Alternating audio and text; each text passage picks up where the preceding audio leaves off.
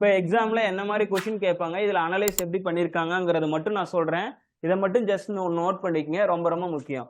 அதே மாதிரி இப்போ இந்த 200 கொஸ்டின் ப்ரிப்பேர் பண்ணுறீங்க பார்த்தீங்களா, இந்த 200 கொஸ்டின் ப்ரிப்பேர் பண்ணுறதுல நீங்கள் அதிகமாக ஃபோக்கஸ் பண்ண வேண்டியது பாருங்க, தியரிட்டிக்கல் ப்ளஸ் ஃபார்முலா கொஸ்டின்ஸ் தான் அதிகமாக வரும். இது சர்க்கியூட்ஸுங்கிறதுனால 12 கொஸ்டின்.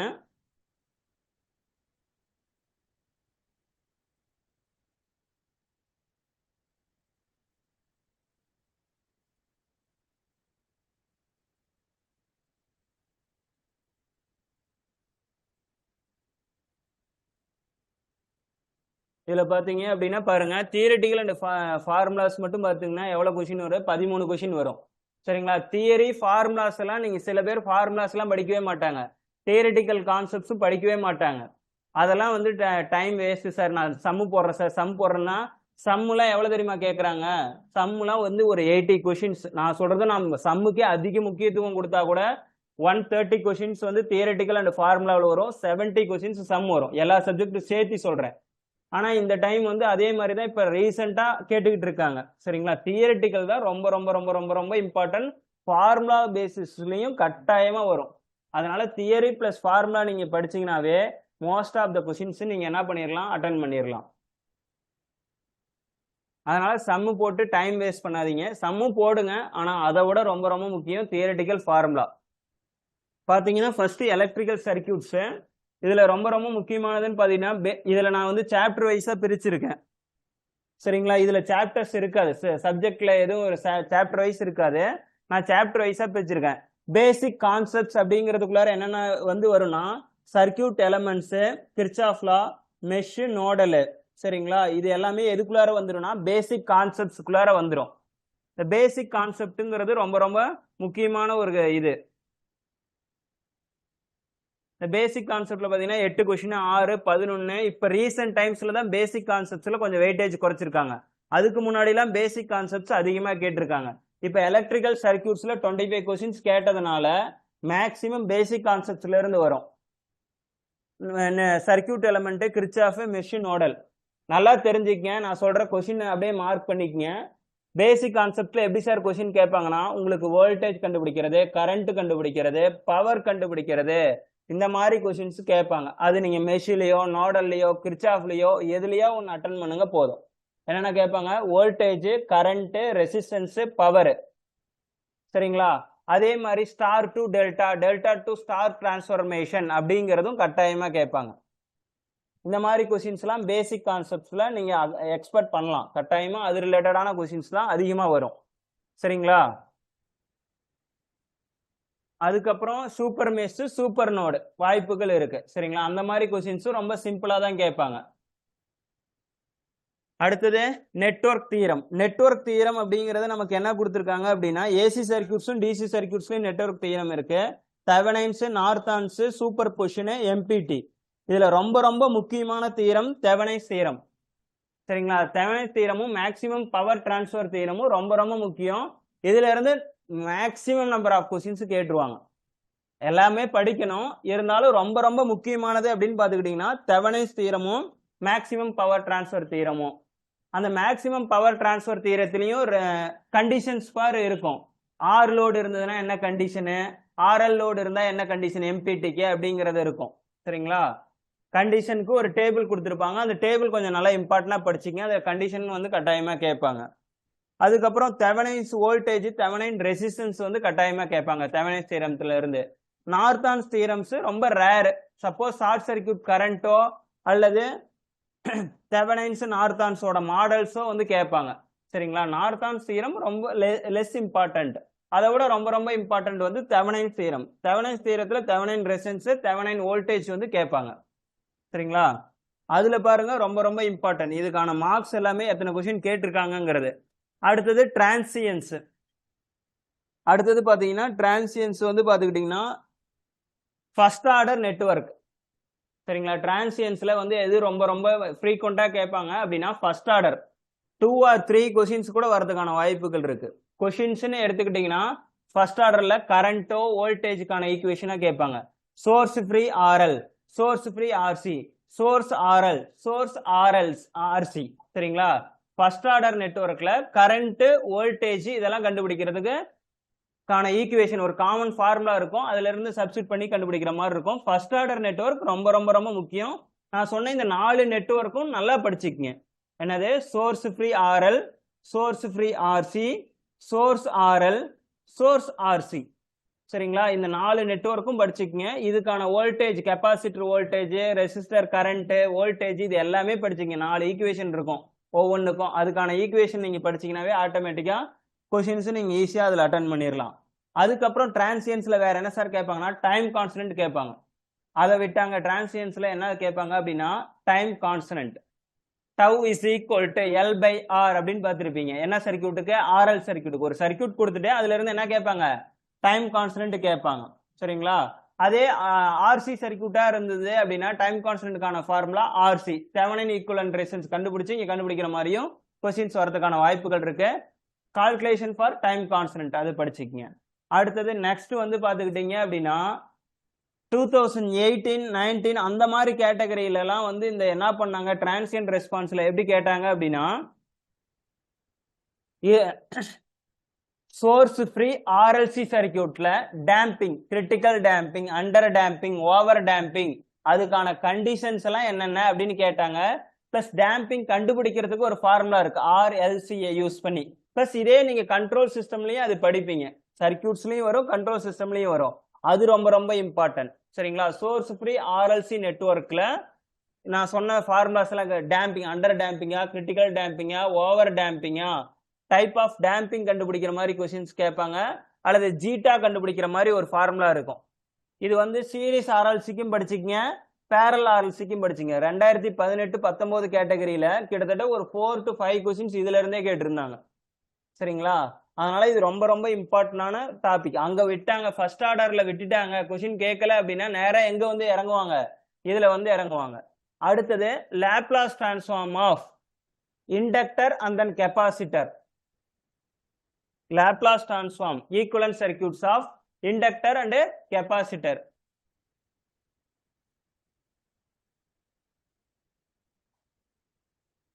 சரிங்களா? அதே மாதிரி ஒரு சின்ன டேபிள் இருக்கும், டிரான்சியன்ஸ்ல ஒரு டேபிள் இருக்கும். அதாவது ஃபாஸ்ட் கண்டிஷன்ல இண்டக்டர் என்னவா ஆக்ட் ஆகும், ஓபன் சர்க்கியூட்டா ஷார்ட் சர்க்கியூட்டா அப்படிங்கிறது இருக்கும். ஃபார் எக்ஸாம்பிள் சார்ஜ்டு இண்டக்டர் இருக்கு. சார்ஜ்டு இண்டக்டர்ல ஃபாஸ்ட் கண்டிஷன்ல என்னவா இருக்கும் அப்படின்னா என்னவா இருக்கும்? ஸ்டெடி ஸ்டேட் கண்டிஷன்ல என்னவா இருக்கும்? ஃபாஸ்ட் கண்டிஷன்னா ஸ்டெடி ஸ்டேட் கண்டிஷன்ல வந்து என்னவா இருக்கும்? ஷார்ட் சர்க்கியூட்டா இருக்கும். கெப்பாசிட்டரா இருந்தா ஸ்டெடி ஸ்டேட் கண்டிஷன்ல என்னவா இருக்கும்? ஓபன் சர்க்கியூட்டா இருக்கும். இந்த மாதிரி ஒரு டேபிள் ஃபார்ம் பண்ணிருப்பாங்க. t tends to infiniteல வந்து கெப்பாசிட்டர் என்னவா பிஹேவ் ஆகும், இண்டக்டர் என்னவா பிஹேவ் ஆகும். t tends to 0 பிளஸ்ல இண்டக்டர் என்னவா பிஹேவ் ஆகும், கெப்பாசிட்டர் என்னவா பிஹேவ் ஆகும் அப்படிங்கிற கொஸ்டின்ஸ் கேட்பாங்க. இவ்வளவுதான் வந்து டிரான்சியன்ஸ்ல இருந்து ரொம்ப ரொம்ப இம்பார்ட்டன்டான கொஸ்டின்ஸ் இதுல இருந்து தான் கேட்பாங்க. சரிங்களா? மற்றதெல்லாம் நீங்க மேலோட்டமா ஜஸ்ட் தெரிஞ்சுக்கிங்க போதுமானது. அடுத்தது பாத்தீங்கன்னா ஸ்டெடி ஸ்டேட் அனலைசிஸ் அப்படிங்கிறது ரொம்ப ரொம்ப இம்பார்ட்டன்ட். இதுல ஃபேஸர் ரிலேட்டடா கொஸ்டின்ஸ் கேட்கறாங்க. இப்போ ரீசெண்ட் டைம்ஸ்ல பாத்தீங்கன்னா பாருங்க 8-7 கொஸ்டின்ஸ் எல்லாமே பாருங்க ரீசெண்ட் டைம்ஸ்ல சைனசாய்டல் ஸ்டெடி ஸ்டேட் அனலைசிஸ் தான் அதிகமா கேட்கறாங்க. ஏசி சர்க்யூட்ஸ் அதிகமா கேட்கறாங்க. அதுல நிறைய ஃபோக்கஸ் பண்ணுங்க. ஃபேஸர்ஸ் நல்லா படிங்க. ஆர்எல், ஆர்சி, ஆர்எல்சி இதுக்கான ஃபேஸர் டயக்ராம் பிளஸ் அதுக்கான ஈக்குவேஷன், கரண்ட்டுக்கான ஈக்குவேஷன்ஸ், வோல்டேஜுக்கான ஈக்குவேஷன்ஸ் இதெல்லாமே படிங்க. சரிங்களா? அதே மாதிரி அதுல வந்து இன்னும் ஃபேஸர் ரிலேட்டடா நிறைய சால்விங் இருக்கு. V1க்கும் V2க்கும் ஒரு ஈக்குவேஷன் கொடுத்துட்டு அதுல ஃபேஸர் டயக்ராம் வரைய சொல்லுவாங்க. நிறைய அதுல ஃபேஸர் மாடிஃபிகேஷன்ஸ்லாம் இருக்கு. அது கொஞ்சம் இம்பார்ட்டன்டா நீங்க பார்க்கணும். சரிங்களா? இதுல முக்கியமா படிக்க வேண்டியது சீரிஸ் சர்க்கியூட், சீரிஸ் ஆர்எல், அதாவது pure R, pure L, pure C, and then series R L, series R C, series R L C, parallel R, parallel R L, parallel R C, parallel R L C. இது எல்லாத்தையுமே நீங்க தரவா இருந்தீங்கன்னா ஸ்டெடி ஸ்டேட் சைனசாய்டல் அனாலிசிஸ் ஈஸியா படிக்கலாம். பிளஸ் இதோட போனஸா நீங்க என்ன பண்ணணும் அப்படின்னா ஃபேஸர் ஆட் பண்ணிக்கணும். இதோட நீங்க என்ன பண்ணணும் அப்படின்னா ஃபேஸர் டயக்ராம் நீங்க டிரா பண்ணணும். இண்டக்டரோட ஃபேஸர் டயக்ராம், கெப்பாசிட்டருக்கான ஃபேஸர் டயக்ராம் அப்படிங்கிறது ரொம்ப ரொம்ப முக்கியம். இது எல்லாத்த விட ரொம்ப ரொம்ப ரொம்ப ரொம்ப ரொம்ப முக்கியம் பவர். நல்லா ஞாபகம் வச்சுக்கங்க, பவர் இல்லாத கொஸ்டின் பேப்பரே இருக்காது. நீங்க வேணா டிஎன்பிசில கம்பைன் டெக்னிக்கல் சர்வீஸ்ல எந்த கொஸ்டின் எடுத்து வேணாலும் பாருங்க, பவர் ரிலேட்டடான கொஸ்டின் கட்டாயமா இருக்கும். ஒன்று ரியல் பவர் கேட்கலாம், ரியாக்டிவ் பவர் கேட்கலாம், அப்பரண்ட் பவர் கேட்கலாம், என்ன பவர் வேணாலும் கேட்கலாம். அதை எப்படி ஃபேஸர் ஃபார்ம்ல கொடுக்கலாம் அல்லது சைனசாய்டல் ஃபார்ம்ல கொடுக்கலாம், எப்படி வேணாலும் கொடுக்கலாம். ஆனா மொத்தத்துல பவர் ரிலேட்டடா கொஸ்டின் கன்ஃபார்மா இருக்கும். நீங்க மார்க் பண்ணி வச்சீங்க. என்ன questions? Real power, reactive power, apparent power, இது ரிலேட்டடா கட்டாயமா கொஸ்டின் இருக்கும். பிளஸ் அடிஷனலா பவர் ஃபேக்டர். இங்க வந்து பவர் ஃபேக்டர் கடைசியா கொடுத்துருக்காங்க. ஏசி சர்க்கியூட்ஸ்லயே சேர்த்திக்கங்க. பவர் ஃபேக்டரும் கட்டாயமா இருக்கும். பவர் ஃபேக்டர் இல்லாத கொஸ்டின் பேப்பரே நீங்க பார்க்கவும் முடியாது. இந்த பவரும் பவர் ஃபேக்டரும் படிச்சீங்கன்னாவே உங்க கையில ஒரு 4 to 5 கொஸ்டின் உங்க கைக்கு ஆட்டோமேட்டிக்கா வந்துடும்.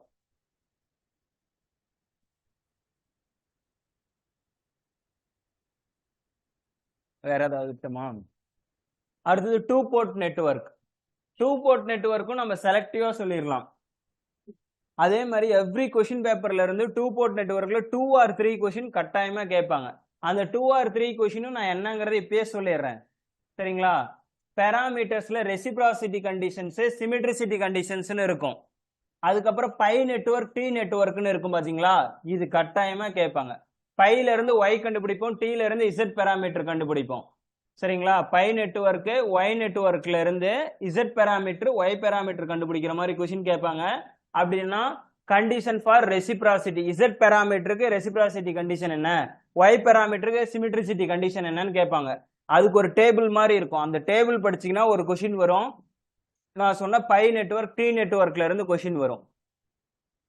இப்ப ரீசெண்ட் டைம்ல எல்லாம் என்ன பண்ணிட்டாங்க அப்படின்னா, ஒரு நெட்வொர்க் கொடுத்துட்டு இதுல இருந்து ஹச் பாராமீட்டர் கண்டுபிடிங்க அல்லது Z12 கண்டுபிடிங்க அந்த மாதிரி கொடுத்துட்டாங்க. அதெல்லாம் வந்து எந்த கேட்டகரியில சேரும் அப்படின்னா, கன்வர்ஷன் ஆஃப் பாராமீட்டர்ஸ்ங்கிற கேட்டகரியில சேரும். சரிங்களா? இப்ப ரீசெண்ட் டைம்ஸ்ல இது கொஞ்சம் ஃபோக்கஸ் பண்றாங்க. இதையும் நீங்க படிச்சுக்கங்க. ரொம்ப ரொம்ப இம்பார்ட்டன்ட். Conversion of parameter. ஏன்னா ஒரு நெட்வொர்க் பார்த்தோன்னே டி நெட்வொர்க் இருக்கும். அந்த டி நெட்வொர்க்ல ஹச் பாராமீட்டர் கேட்டிருப்பாங்க. சார் டி நெட்வொர்க்னா எனக்கு Z பாராமீட்டர் எழுதிடும் சார், அதுல இருந்து எப்படி சார் ஹச் பாராமீட்டர் கேட்கறாங்கன்னா நான் போட்டுட்டு இருந்தேன்னா டைம் ஃபார்முலா படி போட்டுட்டு இருந்தா டைம் ஆகும். அதை உடனே நீங்க Z பாராமீட்டர் எழுதி அந்த Z பாராமீட்டர்ல இருந்து ஹச் பாராமீட்டரா மாத்தினீங்கன்னா ஆட்டோமேட்டிக்கா ஆன்சர் கண்டுபிடிச்சிடலாம். சரிங்களா? அதெல்லாம் எப்படி ஹேண்டில் பண்ணும் அப்படிங்கறத நான் பார்க்கலாம், டைம் இருந்தா பார்க்கலாம். சரிங்களா? அதனால இந்த conversion of parameters, pi network, T network, condition for reciprocity, condition of symmetricity, plus ரெசிப்ராசிட்டினா என்ன, சிமெட்ரிக்னா என்னங்கிறதும் தெரிஞ்சுக்கங்க. ஏன்னா அதுவும் ஒரு ஒன் இயர் ஆஃப் கொஸ்டின் பேப்பர்ல கேட்டிருந்தாங்க. கொஸ்டின் ஒரு சின்ன ஒரு மேட்ரிக்ஸ் கொடுத்துட்டு இது ரெசிப்ரோக்கலா நான் ரெசிப்ரோக்கலா அப்படிங்கிற மாதிரி எல்லாம் கேட்டாங்க. ஆக்டிவ் நெட்வொர்க்கா பேசிவ் நெட்வொர்க்காங்கிறது கேட்டாங்க. அதுக்கப்புறம் பெராமீட்ரிக் ஈக்குவேஷன், இது லெஸ் இம்பார்ட்டன்ட், ஆனா இதுவும் படிச்சுக்கங்க.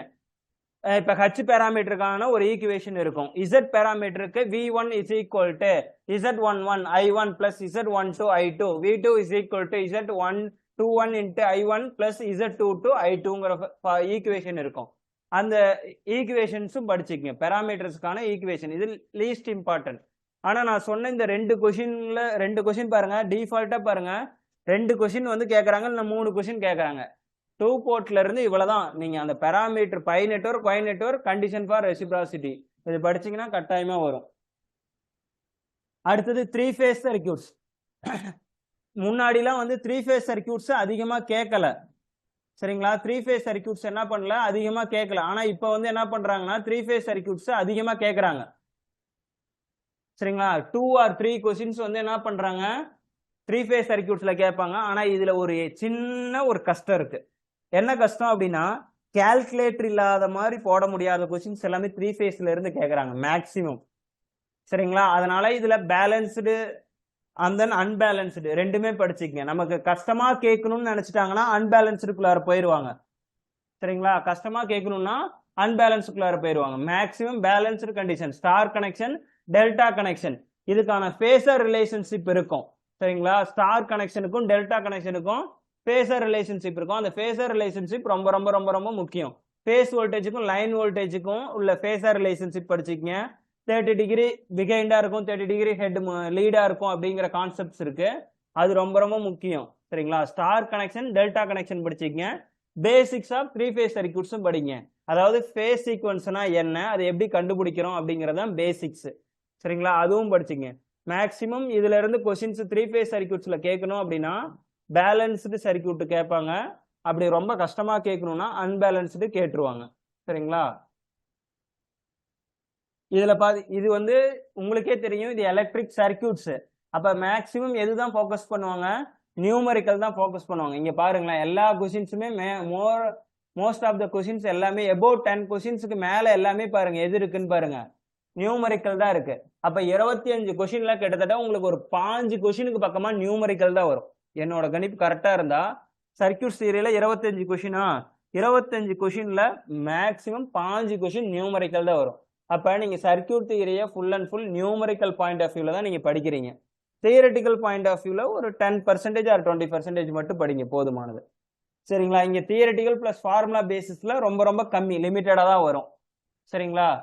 சார் தியரிட்டிக்கல் பிளஸ் ஃபார்முலானா என்ன எதை சார் பேஸ் பண்ணி சொல்றீங்க சார்? எப்படி சார் இதுல தியரி சர்க்யூட் தியரியில என்ன சார் தியரி இருக்கு அப்படின்னா இப்ப mesh analysis is equivalent to அப்படின்னு சொன்னாங்க அப்படின்னா அது என்னது? மெஷ் அனாலிசிஸ்னா என்னது? KCl sorry KVL. சரியா? கேவிஎல் பிளஸ் ஓம்ஸ்லா தான் வந்து என்னது? Mesh analysis. நோடல் அனாலிசிஸ் அப்படின்னா என்ன சொல்லுவாங்க அப்படின்னா கேசிஎல் பிளஸ் ஓம்ஸ்லா.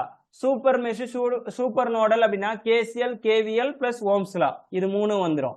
அதுக்கப்புறம் தெவெனின் ஈக்குவலன்ட் சர்க்யூட் மாடல் இது எல்லாமே வந்து எதுக்குள்ளார போயிடும் அப்படின்னா தியரட்டிக்கலுக்குள்ளார போயிடும். சரிங்களா? அதுக்கப்புறம் வோல்டேஜ் சோர்ஸ் கரண்ட் சோர்ஸுக்கான ஈக்குவலன்ட் சர்க்யூட்ஸும் வந்து என்ன பண்ணும் இந்த தியரட்டிக்கல் கான்செப்டுக்குள்ளார போயிடும். சரிங்களா? தியரட்டிக்கல் கொஸ்டின்ஸும் கேட்கறதுக்கு வாய்ப்புகள் இருக்கு. இப்ப கேவிஎல் அப்படின்னா கன்சர்வேஷன் ஆஃப் எனர்ஜி, கேசிஎல் அப்படின்னா கன்சர்வேஷன் ஆஃப் சார்ஜ். இந்த மாதிரி தியரட்டிக்கல் கொஸ்டின்ஸ் கேட்கறதுக்கும் வாய்ப்புகள் இருக்கு. சரிங்களா? இது வந்து கொஸ்டின் ரேஞ்ச் எந்தெந்த கொஸ்டின் வந்து இந்த இயர்ல வந்து கேட்டிருக்காங்க அப்படிங்கிறது தெலவரத்துக்கு வசதியா இருக்கும்னு வச்சுக்கங்களேன். டிஎன்பிசியோட மாடல் இன்னொரு மாடல் சொல்றேன், நல்லா கவனிச்சிங்க. இப்போ ஃபர்ஸ்ட் 10 கொஸ்டின் வந்து சர்க்யூட்ஸ் இருக்கு அப்படின்னா அடுத்து பின்னாடி கடைசியா 100 to 200ல ஒரு 10 கொஸ்டின் வச்சிருப்பாங்க. பின்னாடி பாத்தீங்கன்னா ஒரு 10 கொஸ்டின் வச்சிருப்பாங்க. 100 to 200க்குள்ளார வச்சிருப்பாங்க. சரிங்களா? அந்த மாதிரி சார் ஃபர்ஸ்ட்லயே நல்லா வந்து பொறுமையா போயிட்டு பின்னாடி போனீங்கன்னா மாட்டிக்குவீங்க. அதனால எப்படி எக்ஸாம்ல கொஸ்டின் அட்டன் பண்ணுங்கிறத நான் நடத்துறப்ப சொல்றேன். சரிங்களா? நான் கிளாஸ் நடத்துறப்ப சொல்றேன். அந்த மாதிரி தான் நீங்க ஃபாலோ பண்ணணும். இது ரொம்ப ரொம்ப இம்பார்ட்டன்ட் சர்க்யூட் தியரி. இதுல ஏதாவது உங்களுக்கு டவுட் இருந்துச்சுன்னா கேளுங்க.